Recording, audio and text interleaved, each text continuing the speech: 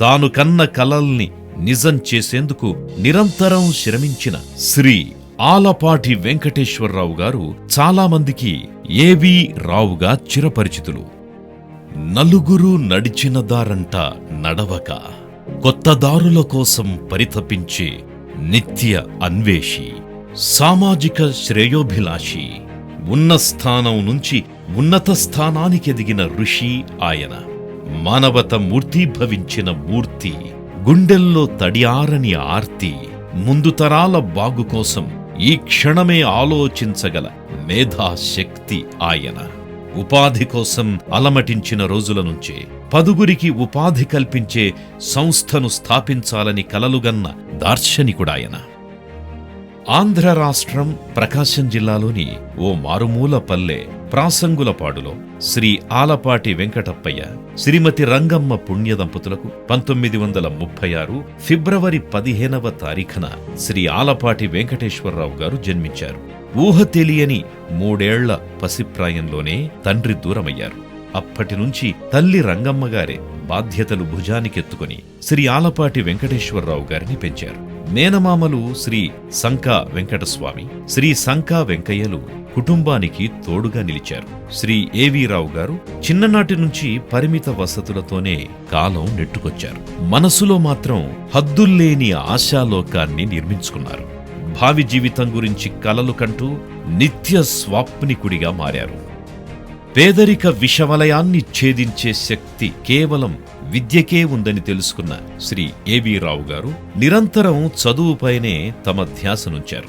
లక్ష్య సాధన కోసం అవిశ్రాంతంగా విద్యా ప్రయాణం కొనసాగించారు. 1941 నుంచి 1958 దాకా శ్రీ ఏవి రావు గారు అత్యద్భుత ప్రజ్ఞా పాఠవాలను ప్రదర్శించి ఉత్తమ విద్యార్థిగా నిలిచారు. పేదరికం, ఆర్థికంగా వెనుకబాటుతనం వేధిస్తోన్న వాటిని ఏమాత్రం లెక్క చేయకుండా తన కెరీర్ నిర్మించుకునే క్రమంలో చదువుకు పెద్దపీట వేశారు.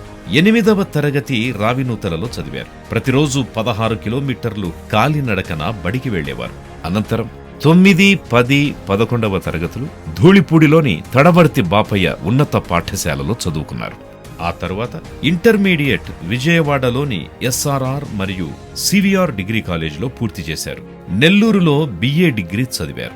ఎలాగైనా చదవాలి, లక్ష్యం సాధించాలి అన్నదే గురిగా శ్రీ ఏవి రావు గారు ముందుకు సాగారు. ఆ తరువాత పోస్టల్ శాఖలో 80 రూపాయల జీతమిచ్చే కొలువులో చేరారు. ఆర్థిక సమస్యలు వెంటాడుతూ ఉన్న కుంగిపోని శ్రీ ఏవి రావు గారు డిగ్రీతోనే తన చదువు ఆపేయాలి అనుకోలేదు. ఉన్నత చదువుల వైపు అడుగులేశారు.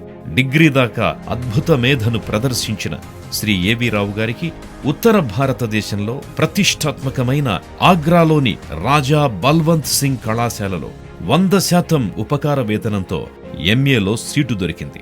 MAలో ఎకనామిక్స్, చరిత్ర, పొలిటికల్ సైన్స్ తీసుకున్నారు. కొత్త అవకాశాలకు ఈ విద్య దారులు వేసింది. 1959లో ఢిల్లీలో 9 నెలల పాటు సివిల్స్ కోసం శిక్షణ తీసుకున్నారు శ్రీ ఏవి రావు గారు.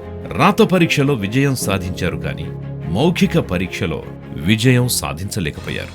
విధి మరో అత్యద్భుత అవకాశాన్ని తన కోసం సిద్ధం చేసింది కాబట్టే ఈ ఛాన్స్ దక్కలేదని తనకు తాను సర్ది చెప్పుకున్నారు శ్రీ ఏవి రావు గారు. చదువు ఘట్టం పూర్తి కాగానే ఏవి రావు గారికి ఉద్యోగావకాశాలు వెల్లువల వచ్చాయి. 1960 నుంచి కెరీర్ ప్రారంభమైంది. న్యూఢిల్లీలోని national council for applied economic research సెంటర్లో చేరారు. ఆ సంవత్సర కాలం నాగార్జున సాగర్ డ్యాం ప్రాజెక్టులో భాగస్వామయ్యారు. 1961లో శ్రీ ఏవి రావు గారు కెరీర్ దారి మార్చడమే కాకుండా వేగం కూడా పెంచారు. స్టేట్ ట్రేడింగ్ కార్పొరేషన్లో 1 ఏడాది పాటు జాబ్ చేశారు. 1962 నుంచి 1968 దాకా 6 ఏళ్ల పాటు న్యూఢిల్లీలోని డైరెక్టరేట్ జనరల్ ఆఫ్ ఫారిన్ ట్రేడ్లో ఉద్యోగం చేసి వైవిధ్య భరిత శక్తి సామర్థ్యాలను ప్రదర్శించారు. ఆ తరువాత ముంబై వెస్ట్ జోన్లో ఉన్న వీటీ స్టేషన్ కి బదిలీ అయ్యారు.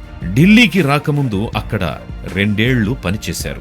ఆ తరువాత ఫారెన్ ట్రేడ్ నుంచి హోమ్ మరియు ఫైనాన్స్ మినిస్ట్రీకి వెళ్లారు. శ్రీ ఏవి రావు గారు ఒకసారి ఉద్యోగంలో భాగంగా పొన్నూరుకు వెళ్లారు. అక్కడి ప్రసిద్ధ శ్రీరామాలయంలో సీతామహాలక్ష్మి గారిని చూశారు. మొదటి చూపులో ప్రేమలా సీతామహాలక్ష్మి గారిని చూసిన మరుక్షణం తనే జీవన సహచరి అని నిర్ణయించేసుకున్నారు. బంధువుల సాయంతో సీతామహాలక్ష్మి తండ్రి గారైన శ్రీ చండ్రపాటి సుబ్బారావు గారిని కలిశారు. మొదట్లో కూతురుని సుదూర ప్రాంతం ఢిల్లీకి ఎలా పంపాలా అని సుబ్బారావు గారు ఆలోచించారు. ఆ తరువాత బంధువులు అంతా మంచే జరుగుతుంది, ఇంటిదాకా వచ్చిన సంబంధం వదులుకోకండి అనడంతో అంగీకరించారు. 1961 మార్చి 31న వీరి వివాహం జరిగింది. 1962లో తొలి సంతానంగా సాక్షాత్తు లక్ష్మీదేవి లాంటి కూతురు జన్మించింది. ఉషారాణి అని నామకరణం చేశారు. 1964లో పెద్ద కుమారుడు కృష్ణమోహన్, 1966లో చిన్న కుమారుడు ప్రవీణ్ కుమార్ జన్మించారు. తల్లితో పాటు 6 ఢిల్లీ మహానగరం కరోల్ భాగులో కార్ గ్యారేజ్ రూమ్ లో అద్దెకుండేవారు. ఇల్లు చిన్నదైన మనసులు పెద్దవి కావడంతో ప్రేమ నిండిన పొదరిల్లులా మారింది. 1970 శ్రీ ఏవి రావు గారి జీవితాన్ని పెనుమలుపు తిప్పిన సంవత్సరమది. సర్కారీ కొలువును వదలాలి అన్న పెద్ద నిర్ణయం తీసుకున్నారు రావు గారు.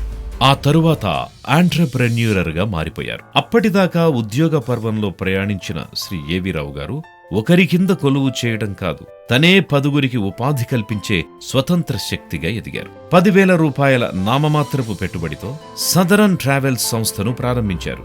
తొలి నుంచి ప్రయాణమంటే ఇష్టమున్న ఏవి రావు గారికి ఆ రంగంలోనే కొత్తగా ఏదైనా సాధించాలి అన్న కోరిక పుట్టింది. దక్షిణ భారతదేశం నుంచి ఉత్తర భారతానికి ప్రయాణం చేసేవారి కోసం సదరన్ ట్రావెల్స్ కి శ్రీకారం చుట్టారు. నెలకు టంచన్గా వచ్చే జీతాన్ని వదులుకొని ట్రావెల్ ఏజెన్సీ పెట్టిన శ్రీ ఏవి రావు గారికి ఆ సమయంలో సీతామహాలక్ష్మి గారు వెన్నంటి నిలిచారు. కొత్త ప్రయాణాన్ని ప్రోత్సహించారు. బాధ్యతలు తను పంచుకున్నారు. ఆ తరువాత బావమరిది శ్రీ చండ్రపాటి కోటేశ్వరరావు సంస్థలో చేరారు. ఏవి రావు గారికి మరింత బలం చేకూరింది. ప్రారంభంలో శ్రీ ఏవి రావు గారు చాలా కష్టాలను ఎదుర్కొన్నారు. టూరిస్టుల టికెట్ల కోసం రైల్వే స్టేషన్ కి వెళ్లి క్యూలో నిల్చునేవారు. ఆ తరువాత వారి వసతి ఏర్పాటు చేసేందుకు చాలా ఇబ్బంది పడేవారు. 1974లో విజయ బ్యాంక్ రుణ సాయంతో 50 సీట్ల సామర్థ్యం ఉన్న బస్సుని కొనుగోలు చేశారు. ఢిల్లీ నుంచి ఆగ్రాకు ఆ బస్సు తిరిగేది. దక్షిణాది నుంచి ఢిల్లీకి వచ్చే పర్యాటకులకు వసతి సదుపాయం పెద్ద సమస్యగా పరిణమించడంతో 1978లో వైశ్య బ్యాంక్ సౌజన్యంతో మొదటి హోటల్ కొనుగోలు చేశారు. వ్యాపారం పెరిగింది. పిల్లలు చేతికందొచ్చారు. 1988, 1991 సంవత్సరాల్లో కుమారులు శ్రీ ఏ కృష్ణమోహన్, శ్రీ వెంకట ప్రవీణ్ డైరెక్టర్లుగా బాధ్యతలు చేపట్టారు. శ్రమ, కృషి, పట్టుదల తండ్రి నుంచి అందివచ్చిన వారసత్వ సంపదగా స్వీకరించారు. కంపెనీని శరవేగంగా అభివృద్ధి దిశగా నడిపించారు. నిత్య చైతన్యశీలి శ్రీ ఏవి రావు నాయకత్వంలో సదరన్ ట్రావెల్స్ ప్రగతి పథాన దూసుకెళ్లింది. జాతీయ స్థాయిలో నెట్వర్క్ ఏర్పడింది. సొంత వాహనాలతో రిటైల్ శాఖలు విస్తరించాయి. వీటికి తోడు సంస్థ ఢిల్లీ, విజయవాడ, జైపూర్, వారణాసి నగరాల్లో 225 హోటల్ రూములు ఏర్పాటు చేసింది. 1998లో సదరన్ గ్రూప్స్ విదేశాలకు విస్తరించింది. డర్బన్, దక్షిణాఫ్రికాలో పాల్కి పేరుతో ఇండియన్ రెస్టారెంట్ ని ప్రారంభించింది. అంతటితో రావు గారు ఆగిపోలేదు. టూరిజం స్థిరపడ్డాక న్యూఢిల్లీలో స్థిరపడ్డ దక్షిణ భారతీయుల కోసం ఆంధ్రా స్టోర్స్ మొదలుపెట్టారు. తరువాతి కాలంలో ఈ స్టోర్సే సదరన్ సూపర్ మార్కెట్స్ అయ్యాయి. జీవితం ఎప్పుడూ ఒకేలా ఉండదు. 2000-2001 సంవత్సరాలు శ్రీ ఏవి రావు గారికి దుఃఖనామ సంవత్సరాలుగా మిగిలిపోయాయి. 2000 సంవత్సరంలో తన కుటుంబానికి, వ్యాపారానికి తోడుగా ఆత్మీయంగా నిలిచిన బావమరిది కాలం చేశాడు. ఇదే పెద్ద దెబ్బ అని బాధపడుతుంటే ఏడాది తిరగకముందే మరో దారుణ సంఘటన జరిగింది. తన ఆత్మ, తన అర్ధాంగి, తను సర్వస్వంగా ప్రేమించే సీతామహాలక్ష్మి గారు కాలం చేశారు. ఈ సంఘటనతో కుటుంబం దుఃఖసాగరంలో మునిగిపోయింది. 1961లో తన జీవితంలో ప్రవేశించినప్పటి నుంచి సీతామహాలక్ష్మి ప్రతి క్షణం తన వెన్నంటే నిలిచారు. ఇటు కుటుంబం, అటు వ్యాపారం రెండింటినీ జాగ్రత్తగా ఇటుకపై ఇటుక పేర్చి కట్టుకున్నారు. సీతామహాలక్ష్మి గారి మరణంతో శ్రీ ఏవి రావు గారి కలల సౌధం కుప్పకూలిపోయింది. అంతటి బాధను గుండెలో దాచుకున్న శ్రీ ఏవి రావు గారు తన ప్రయాణాన్ని కొనసాగించారు. ధర్మపత్ని సీతామహాలక్ష్మి తను కలిసి నిర్మించుకున్న సామ్రాజ్యాన్ని సురక్షితంగా ముందుకు తీసుకెళ్లడమే ఆమె కర్పించే నిజమైన నివాళిగా భావించారు. శ్రీ ఏవి రావు గారు కేవలం వ్యాపార రంగానికే పరిమితం కాలేదు. సమాజంలో తన వ్యక్తిగత హోదా పెరుగుతున్న కొద్దీ వివిధ పదవులు తన ముందు నిలిచాయి. అయితే వాటిని అలంకారంగా కాకుండా బాధ్యతగా స్వీకరించారు. ఆంధ్రప్రదేశ్లోని తిరుమల తిరుపతి దేవస్థానం ట్రస్ట్ బోర్డు మెంబర్గా, ఆంధ్రప్రదేశ్ పర్యాటకాభివృద్ధి కార్పొరేషన్ చైర్మన్గా, వైశ్య బ్యాంక్ డైరెక్టర్గా, ఫిల్మ్ సెన్సార్ బోర్డు సభ్యుడిగా, న్యూఢిల్లీలోని Shri Venkateswara college governing body చైర్మన్గా పలు పదవులు చేపట్టారు. ప్రతి బాధ్యతలోనూ తమ శైలి, తమ సామర్థ్యాన్ని శ్రీ ఏవి రావు గారు ప్రదర్శించారు. పదవులు వారికి అలంకారంగా కాదు, వారే ఆ పదవులకు అలంకారంగా మారారు. శ్రీ ఏవి రావు గారి జీవితంలో చాలా సందర్భాలలో అత్యంత సాహసోపేతంగా వ్యవహరించిన సంఘటనలున్నాయి. వాటిలో అత్యంత ప్రధాన ఘట్టం 1984లో జరిగింది. ఆంధ్రప్రదేశ్లో ఆ సంవత్సరం జరిగిన రాజకీయ పరిణామాల ఫలితంగా తెలుగుదేశం అధినేత శ్రీ ఎన్టీ రామారావు అనూహ్యంగా పదవీచ్యుతులయ్యారు. మళ్లీ తమ పదవిని సాధించేందుకు చేసిన ప్రయత్నంలో శ్రీ ఏవి రావు గారు తమ వంతు సహకారం అందించారు. తెలుగుదేశానికి చెందిన 180 మంది ఎమ్మెల్యేలకు ఢిల్లీలో రవాణా, వసతి సౌకర్యాల్ని కల్పించేందుకు ముందుకొచ్చారు. శ్రీ ఎన్టీఆర్ గారు కష్ట సమయంలో ఉన్నప్పుడు తన వంతు సాయమందించారు. ఈ ఘటన ఎన్టీఆర్ జీవితాన్ని సినిమాగా నిర్మించిన మహానాయకుడిలో చేర్చారు. పర్యాటక రంగానికి ఎనలేని సేవలందించిన శ్రీ ఏవి రావు గారు వరుసగా 8 సార్లు జాతీయ పర్యాటక అవార్డుని అందుకున్నారు. ఇందులో 2 సార్లు అవార్డుని రాష్ట్రపతి చేతుల మీదుగా అందుకున్నారు. ఎన్ని కష్టాలెదురైనా పట్టు సడలనీక తను నమ్మిన దారి వెంట జీవన ప్రస్థానాన్ని విజయవంతంగా కొనసాగించిన శ్రీ ఏవి రావు గారికి అత్యంత ప్రతిష్టాత్మక జీవన సాఫల్య పురస్కారం లభించింది.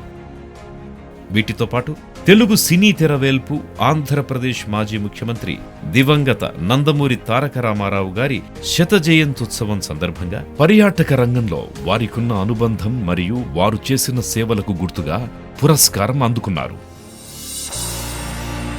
కర్మాచరణను మించిన ధర్మం లేదని త్రికరణ శుద్ధిగా నమ్మిన శ్రీ ఆలపాటి వెంకటేశ్వరరావు గారు తమ జీవితాంతం ఇదే ధర్మాన్ని అనుసరించారు, ఆచరించారు. దార్శనిక శక్తి కలిగిన మార్గదర్శిగా నిలిచారు. తమ చేతలు, మాటల ద్వారా కొన్ని తరాలను ప్రభావితం చేసిన విశిష్ట వ్యక్తిత్వం కలిగిన శ్రీ ఏవి రావు గారు తెలుగు జాతి గర్వించదగ్గ మనీషిగా తమదైన చెరగని ముద్ర వేశారు.